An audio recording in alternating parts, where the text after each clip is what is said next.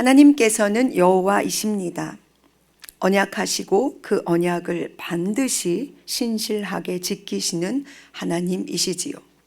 그래서 하나님께서는 끝없이 우리에게 하신 약속을 기억하시고 우리도 하나님께서 하신 약속들을 기억하기를 원하십니다. 여호와 이 놀라운 언약에 하나님의 이름을 기억하는 일은 또한 하나님의 때에 하나님의 시간의 개념과 함께 하나님의 사람으로 살아가는 우리에게 얼마나 크고 놀라운 은혜인지 성경은 끊임없이 말씀하고 있습니다. 이스라엘이 애굽에서 종의 삶을 살 때 그들의 고된 노동으로 말미암아 부르짖는 소리가 하나님께 상달되었습니다. 그리고 하나님께서는 아브라함과 이삭과 야곱에게 세우신 언약을 기억하시고 이스라엘 자손을 돌보셨습니다. 그리고 이제 그 때가 참에 모세를 통해 이스라엘을 애굽으로부터 하나님께서 약속하신 땅으로 인도하시기를 시작하십니다. 하나님께서는 모세에게 스스로 있는 분으로 자신을 계시하셨습니다. 누구에 의해 누가 만들어낸 새긴 우상과는 비교할 수 없는 살아계신 전능하신 분, 그분이 바로 여호와 하나님이십니다.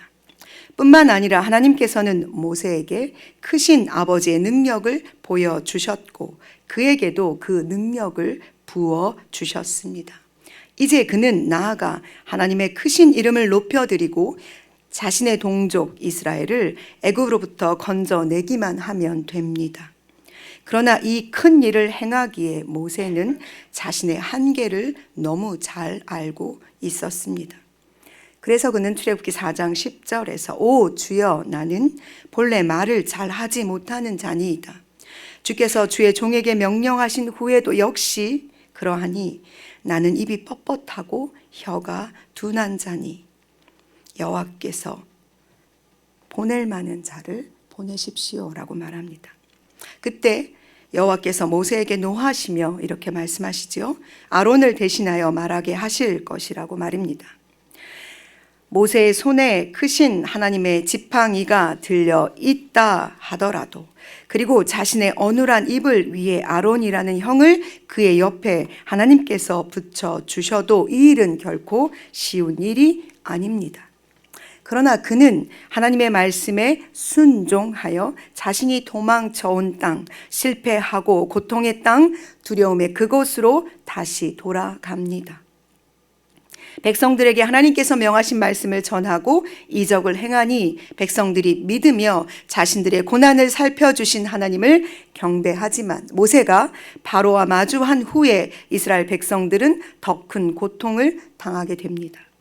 그 모습을 보고 모세는 다시 여호와께 나아갑니다. 주여 어찌하여 이 백성이 학대를 당하게 하셨나이까? 어찌하여 나를 보내셨나이까? 내가 바로에게 들어가서 주의 이름으로 말한 후로부터 그가 이 백성을 더 학대하며 주께서도 주의 백성을 구원하지 아니하시나이다 라고 고백하지요. 여호와께서 다시 모세에게 말씀하십니다. 우리가 읽은 출애굽기 6장의 이 본문이 자신의 무기력과 자신으로 말미암아 이스라엘 백성들이 더 고통 속에 빠졌다는 절망으로 하나님 앞에 고백하는 모세, 그에게 하나님께서 내가 어떤 존재인지에 대해서 다시 한번 확인시켜 주시는 본문이 바로 우리가 읽은 출애굽기 6장입니다. 우리도 모세와 같습니다. 하나님께서 맡기신 일, 맡겨주실 일, 사람, 상황과 마주할 때 두렵습니다. 염려와 수많은 이유들을 들어 우리도 그 자리에서 피하고 싶습니다. 그러나 그때 하나님께서 오늘 모세에게 말씀하시는 것처럼 우리에게도 말씀하십니다. 이 일이 여호와 약속하신 그 일을 반드시 이루시는 하나님께서 이루시기를 원하시는 일이라면 그리고 그 일을 나와 함께 하기를 하나님께서 작정하셨다면 우리는 순종함으로 아버지의 뜻을 이루어 드려야만 합니다. 여호와께서 모세에게 말씀하십니다. 이제 내가 바로에게 하는 일을 너가 보리라. 강한 손으로 말미암아 바로가 그들을 보내리라. 강한 손으로 말미암아 바로가 그들을 그의 땅에서 쫓아내리라. 그렇습니다. 우리는 그저 하나님께서 하시는 일을 보는 자가 될 것입니다. 우리가 생각하고 있던 두려움과 공포의 이유들이 강하신 하나님의 손에 의해 사라지게 되는 것을 우리는 보게 될 것입니다. 그분은 여호와 하나님이시기 때문입니다. 우리의 신음을 들으시는 분이시고 기억하시는 분이십니다. 이스라엘을 애굽 사람들의 무거운 짐 밑에서 빼내시는 분이십니다. 이 일을 행하시는 이유는 이스라엘 백성들을 자신의 백성 삼으시고 이스라엘의 오직 한 분 하나님이 되시기를 원하셔서 그렇습니다. 이 하나님께서 우리를 짓누르는 모든 무거운 짐과 죽음의 그 깊은 어둠의 고통에서 불러내셨습니다. 그의 기이한 빛에 들어가게 하셨지요. 오직 우리를 하나님의 백성으로 삼고 우리의 하나님이 되시기 위해서 말입니다. 오늘 하나님께서 모세와 나누시는 대화를 가만히 들여다보십시오. 자신의 연약함을 드러내는 모세와 그 연약함을 품으시는 하나님의 은혜가 보입니다. 그리고 수없이 부족함을 고백하고 있는 나 자신과 그 부족함이 강하고 크신 하나님의 앞에서 아무것도 아님을 말씀하시는 아버지의 눈빛과 마주하게 됩니다. 모세에게는 입이 둔한 것이 그의 약함이었습니다. 사실 입이 둔한 것은 드러나지는 약함이었을 뿐 그의 내면에서는 하나님께서 말씀하신 일에 대한 두려움이 더 컸을 것입니다. 우리도 각자 우리만 알고 있는 연약함이 있습니다.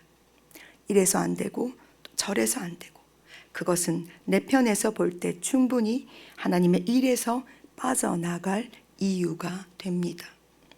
그러나 하나님께서 모세에게 그 입을 지은 이가 누구인가 물으신 것처럼 우리에게도 물으실 것입니다.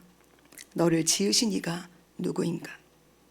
즉 우리의 연약함과 우리의 부족함과 우리의 어눌함은 우리가 스스로 부족하다고 느끼는 바로 그 모든 것들은 하나님께서 나를 쓰실 때 절대 문제가 되는 것이 아닙니다.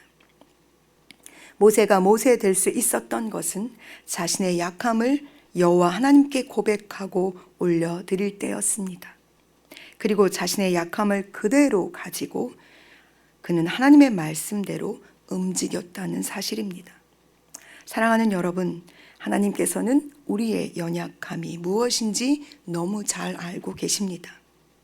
그러나 그 약함이 하나님의 강함을 가릴 수 없으며 하나님께서 하시는 일을 우리의 약함 때문에 중단시킬 수 없다는 것도 기억하십시오. 오직 우리의 약함이 강함되게 하시는 은혜로 말미암아 오늘 우리도 모세처럼 우리의 약함을 고백하며 하나님께 나아갈 때 모세처럼 하나님의 말씀이 우리 안에 능력으로 함께 하셔서 우리도 모세처럼 움직이는 하나님의 움직이는 귀한 교회들이 되기를 간절히 소망합니다. 기도하시겠습니다.